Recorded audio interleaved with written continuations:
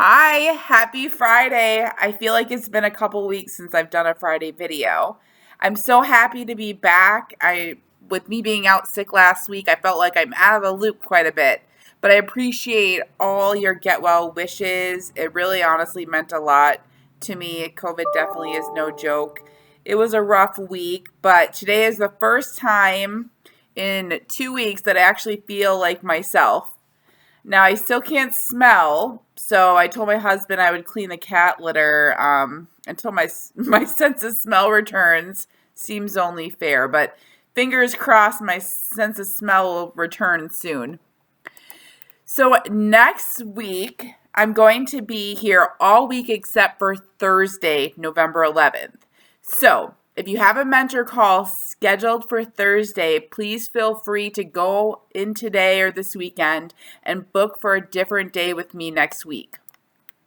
I'm also going to be out on November 24th, which is the day before Thanksgiving. I think it's the day before Yes, it's the day before Thanksgiving. So, now for the topic of the week. I've been meaning to do this video for a while.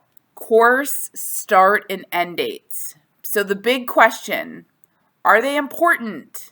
What are the course and start end dates? Do they even matter?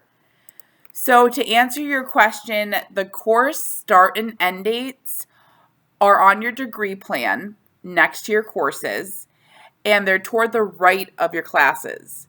And you and I use those to determine how much time we're going to be spending in a class. Now, also, your course instructors and also departments like records, for instance, use that too to determine when you'll be entering a class, and also too if you're pacing on track in your term. Now, are they important? Do we put those dates there? Is it important? What happens if it passes? Is that an issue? The answer is yes. They are really, really important. So not only do I use those to help determine if you're on track in the term, but with the other departments using them as well, it's really important that we keep them as accurate as possible.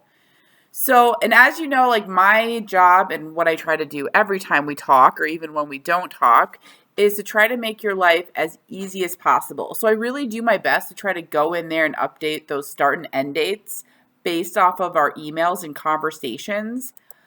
But I do have, over 100 students on my roster. And in circumstances like last week where I'm out of the office, it always is really nice if I could ask you to also keep an eye on those course start and end dates. So that way, if there is a course end date that's approaching and you know you're not going to be able to complete the course by that time, I really ask that you email me and CC your instructor and ask them to move that date out with the preferred date.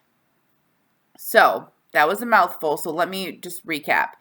If you're in a class and the course end date is approaching this Sunday, but you know you're not going to complete it till next Sunday, please shoot me a quick email and CC your instructor and ask us to change the course end dates. That just ensures that we're not going to miss it.